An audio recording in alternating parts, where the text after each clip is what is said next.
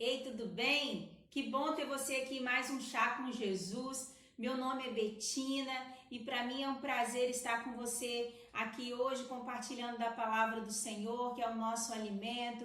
Fique à vontade, ache um lugar tranquilo, gostoso aí, que nesse dia você possa ser tremendamente abençoada por essa palavra, que é a palavra do Senhor, que é o nosso alimento, que é o nosso sustento. Amém? O texto que nós vamos ler hoje está no Evangelho de Marcos, no capítulo 5, a partir do versículo 21. Tendo Jesus voltado no barco para o outro lado, afluiu para ele grande multidão, e ele estava junto do mar. Eis que se chegou a ele um dos principais da sinagoga, chamado Jairo, e vendo-o, prostrou-se aos seus pés. E insistentemente lhe suplicou: minha filhinha está à morte, vem, impõe as mãos sobre ela, para que ela seja salva e viverá. Jesus foi com ele. Grande multidão o seguia, comprimindo-o. Então nós lemos aqui do versículo 21 até o 24. Então aqui nós vemos Jesus, ele veio de um outro lugar, a palavra diz que ele estava descendo do barco, e naquele momento que ele chega ali, para variar, grande multidão estava em volta dele. Mas de repente chega um homem. A Bíblia diz que ele se prostrou aos pés de Jesus e insistentemente lhe suplicou, a palavra diz. Jairo era o chefe da sinagoga. Ele tinha uma posição muito importante diante da sociedade.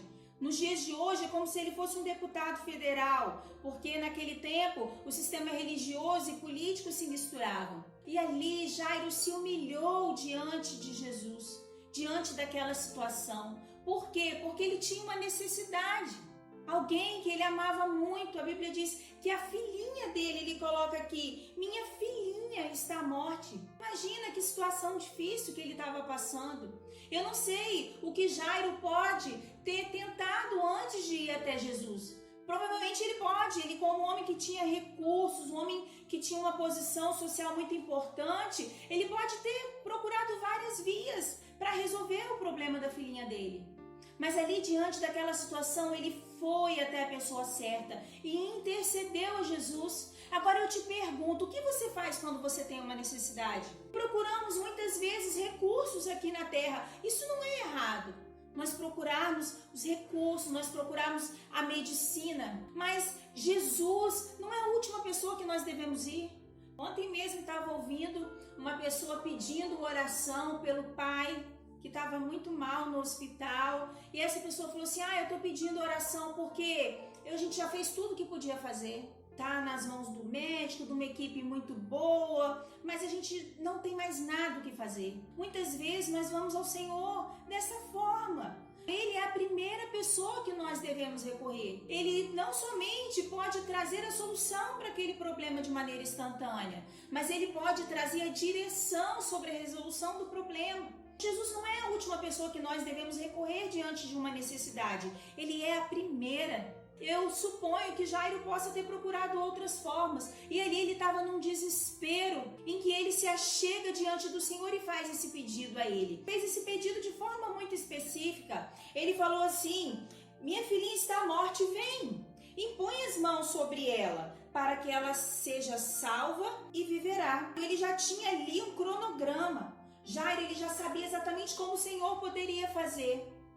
Mas a Bíblia diz que mesmo assim, Jesus foi com ele. Por quê? Jesus, ele se agrada da nossa fé. Nós vamos ver aqui na continuidade da leitura que Jesus não fez exatamente como Jairo pediu, mas Jesus foi até ele. Porque Jesus, ele se agrada da nossa fé. A Bíblia diz que sem fé é impossível agradar a Deus. Jesus foi com ele e a Bíblia diz que a multidão seguia. A multidão foi atrás. Agora nós vamos continuar a leitura a partir do verso 35. Falava ele ainda quando chegaram alguns da casa do chefe da sinagoga, a quem disseram: tua filha já morreu. Por que ainda incomodas o mestre? Mas Jesus, sem acudir a tais palavras, disse ao chefe da sinagoga: não temas, crê somente. Contudo, não permitiu que alguém o acompanhasse, senão Pedro e os irmãos Tiago e João. até o verso 37. Entre essas duas situações aqui, Jesus ele é interpelado por uma mulher, a mulher do fluxo de sangue, ali ele opera uma cura. Então não foi imediatamente que Jesus foi até ele, aconteceu uma situação ali em que Jesus teve que parar. E enquanto Jesus estava falando ali diante daquele outro milagre que ocorreu no caminho até a casa de Jairo, a Bíblia diz que pessoas próximas de Jairo chegaram a ele e falou assim, não incomoda mais o mestre não, sua filha já morreu. Só que nós vemos aqui Jesus falando com Jairo e incentivando Jairo. Sem acudir tais palavras, Jesus ele não deu crédito àquelas palavras e foi diante de Jairo e falou, não temas, crê somente. Nós vemos aqui Jairo obedecendo essa ordem do Senhor. A Bíblia diz que nós devemos olhar atentamente para Jesus, que Ele é o autor e consumador da nossa fé. Jairo ali não acudiu também às palavras daquelas pessoas. Ele olhou firmemente para Jesus.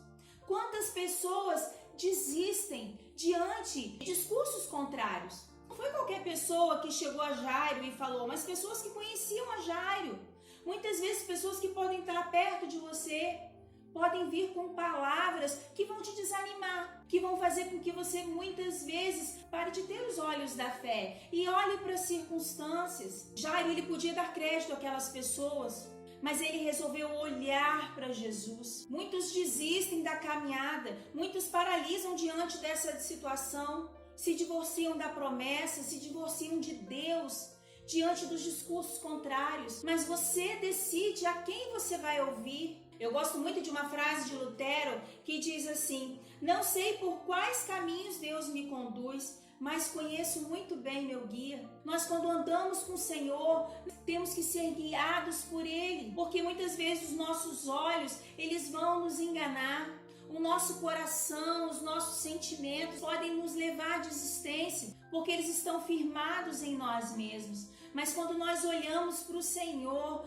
nós temos que ser guiados verdadeiramente por Ele, conduzidos por Ele, pela Sua palavra, pelas Suas promessas, porque Deus é fiel para cumprir tudo aquilo que Ele promete. Não dê ouvido às vozes contrárias. Muitas vezes essas vozes elas podem ser externas de outras pessoas, mas elas também podem ser internas, medos. Mas nessa hora nós devemos declarar a nossa boca, a nossa fé, declarar a palavra de Deus, aquilo que Deus disse ao seu respeito. E persevere, não desanime. Outra coisa que nós vemos aqui nesse trecho que nós acabamos de ler, que Jesus, diante daquela situação, ele diz lá no verso 37, contudo, não permitiu que alguém o acompanhasse, senão Pedro e os irmãos Tiago e João. Nem todos vão te acompanhar até o caminho do seu milagre. Lá em 1 Coríntios 15:33, não se deixe enganar, as más companhias corrompem os bons costumes. As pessoas podem exercer má influência na nossa vida. Não quer dizer que se você tomar um caminho errado, a culpa é da pessoa. Não, você tomou a decisão. Mas as conversações, as pessoas com as quais a gente se relaciona, elas nos influenciam. E elas podem nos influenciar positiva ou negativamente. Que diz, não se deixe enganar. Ah, fui enganado. Coitadinho de mim, não. Você se deixou enganar. Cuidado com as pessoas que estão ao seu redor. E a Bíblia também diz lá no Salmo 118, no versículo 7 e 8, o Senhor está comigo entre aqueles que me ajudam. Por isso verei cumprido o meu desejo sobre os que me odeiam. É melhor confiar no Senhor do que confiar no homem. Nós precisamos das pessoas, nós precisamos de pessoas confiáveis ao nosso redor, mas a nossa confiança não está nelas. Deus usa as pessoas para nos abençoar. Agora nós escolhemos quem estará ao nosso redor no caminho do milagre. Pessoas que não nos edificam não devem estar próximas a nós nas nossas linhas de relacionamento. Quer dizer que você não vai conversar com essas pessoas, que você não vai amar essas pessoas? Não, mas essas pessoas não estarão compartilhando da sua vida com você nas coisas mais íntimas. Até Jesus fez isso. Quando Jesus foi ao Getsêmani, num dos momentos mais difíceis que ele teve agonia, a Bíblia diz que os discípulos foram até lá com ele, mas se aproximou dele somente esses mesmos discípulos aqui, Pedro, Tiago e João, até Jesus tinha aquelas pessoas mais íntimas, em que ele compartilhava coisas específicas com elas. Assim o Senhor também quer que nós tenhamos pessoas que vão nos abençoar. Escolha as pessoas que estarão ao seu lado. Deus, ele vai te dar direção. Amém? Nós vamos continuar então a leitura a partir do verso 38, o caminho do milagre. E diz assim: chegando à casa do chefe da sinagoga, viu Jesus o alvoroço e os que choravam, e os que pranteavam muito. Ao entrar, lhes disse: por que estáis em alvoroço e chorais? A criança não está morta, mas dorme. E riam-se dele. Tendo ele, porém, mandado sair a todos, tomou o pai e a mãe da criança e os que vieram com ele, e entrou onde ela estava. Tomando-a pela mão, disse: Talitá cumi, que quer dizer: menina, eu te mando, levanta-te. Imediatamente a menina se levantou e pôs-se a andar, pois tinha 12 anos. Então ficaram todos sobremaneira admirados. Aleluia! Glória a Deus! Jairo conseguiu aquilo que ele queria, mas não foi da forma como ele imaginava. Muitas vezes nós queremos tantas coisas diante do Senhor e quando não acontece como nós queremos, nós desistimos, nós paralisamos. Mas creia que aquele que prometeu, aquele que te guia, é aquele que te conduz no caminho do seu milagre. Aqui diz que quando Jesus entrou naquele lugar, ele mandou embora todos aqueles que estavam ali. E é interessante que essa palavra fala que eles estavam chorando muito, eles estavam pranteando. Mas ao mesmo tempo, quando Jesus disse que ela não estava morta, eles riam dele. Elas podem sim nos atrapalhar no caminho do milagre. Tanto que Jesus novamente pede que essas pessoas saiam dali e no quarto da menina, diante daquela situação terrível que estava ali. Muito pior do que inicial, porque antes a menina estava a morrer, agora ali a menina estava morta. Mas Jesus, ele operou um milagre. Jesus, ele não cura essa menina. Jesus, ele ressuscita essa menina, assim como ele ressuscitou Lázaro. Diante daquelas circunstâncias, pessoas que amavam aquela menina, o pai e a mãe que até então não aparecia aqui nesse relato, e os discípulos de Jesus, Pedro, João e Tiago, foram ali. Creia que Deus tem pessoas que vão te abençoar no caminho do seu milagre. Que Deus, ele não age como nós pensamos. Ele diz que os pensamentos de Deus, eles são mais elevados do que os nossos, que os caminhos de Deus são mais elevados do que os nossos. Mas nós devemos perseverar no caminho do milagre. Eu não sei o que causa você tem diante do Senhor. Eu agora convido você a colocar essa causa diante dele. Pode haver coisas na sua vida que morreram.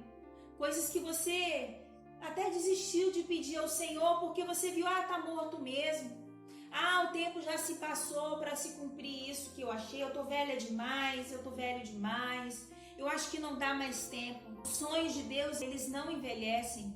Deus, ele é o mesmo desde quando ele fez a promessa a você. Ele não muda. Você pode mudar, mas Deus não muda. Ele não se arrepende daquilo que ele disse. Eu convido você hoje a colocar o seu coração diante do Senhor e pedir para Deus ressuscitar os teus sonhos. Pode ser uma causa sua, ou pode ser, assim como Jairo, você intercedendo por outra pessoa. Da mesma forma, Deus quer agir na sua vida nesse dia. Eu convido você a colocar a sua vida diante do Senhor nesse momento e nós clamarmos a esse Deus que tem os ouvidos atentos ao nosso clamor. Amém? Deus querido, colocamos diante de Ti nessa hora, Pai, a vida da minha irmã. Meu Deus, em nome de Jesus, Tu és Deus dos impossíveis, Tu és Deus de milagres. Senhor, nós pedimos nesse dia, Pai, ressuscita, Pai, aquilo, Senhor, que muitas vezes já está esquecido, Pai, traz a memória, em nome de Jesus, traz esperança, meu Deus, traz a fé, traz, Senhor, assim como em Jairo, Pai, a expectativa do milagre, em nome de Jesus, em nome de Jesus. Pedimos, Pai, também livramento, Senhor, de pessoas, Pai, que muitas vezes não tem edificado a vida da minha irmã, Pai, que o Senhor venha mesmo, Pai, tirar, Pai, essas pessoas, mas que o Senhor também possa abençoá-las, Pai, porque Tu és um Deus bom, Tu és um Deus maravilhoso, Pai. Meu Deus, em nome de Jesus, Pai, declaramos nesse dia as causas dela nas Suas mãos. Se há alguma enfermidade, Pai, se há alguma necessidade, meu Deus, nós repreendemos em nome de Jesus todo espírito de morte e declaramos a ressurreição, Pai, dos sonhos da minha irmã. Declaramos a cura, Senhor, sobre a enfermidade. Declaramos, Pai, portas de emprego abertas, Pai, a provisão do Senhor sobre toda e qualquer circunstância, em nome de Jesus, em nome de Jesus. Amém, aleluia, glória a Deus. Eu convido você também que ainda não fez uma aliança com o Senhor. Deus, Ele é um Deus que Ele se agrada da nossa fé. A Bíblia diz que Ele não despede nenhum daqueles que se achegam até Ele. Mas é preciso que você faça uma aliança com Deus. Deus, Ele quer agir na sua vida, mas Ele não faz isso sem a nossa permissão. Ali, diante daquele momento, Jairo, ele teve que abrir mão de toda a sua religiosidade, de tudo aquilo que ele achava que ele conhecia e sabia, para conhecer um Deus que ele ainda não tinha conhecido. Assim o Senhor quer se revelar a você. Não importa que caminhos você tenha trilhado até aqui, decida nesse dia viver um novo de Deus na sua vida. É uma oração que eu convido você a fazer comigo. Amém?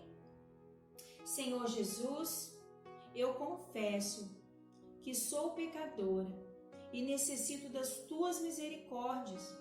E hoje, Senhor, eu consagro o meu coração e a minha vida a Ti e Te recebo como meu Senhor e o meu Salvador. Escreve o meu nome, Senhor, no livro da vida, em nome de Jesus. Amém, amém. Glória a Deus, glória a Deus. Deus, Ele é um Deus de maravilhas. Creia que Ele é capaz de fazer muito além daquilo que pedimos ou pensamos. E assim Ele vai operar na sua vida. Amém? Glória a Deus. Obrigada a você que esteve comigo até aqui, mais um Chá com Jesus. Queria mandar um beijo especial nesse dia para a família Félix, para a tia Maria, para a Sônia, para todos da família, amém? Beijo grande no coração de vocês, que Deus possa abençoar poderosamente. Hoje o chazinho que eu estou tomando é um chá de hortelã com gengibre. Bem fresquinho.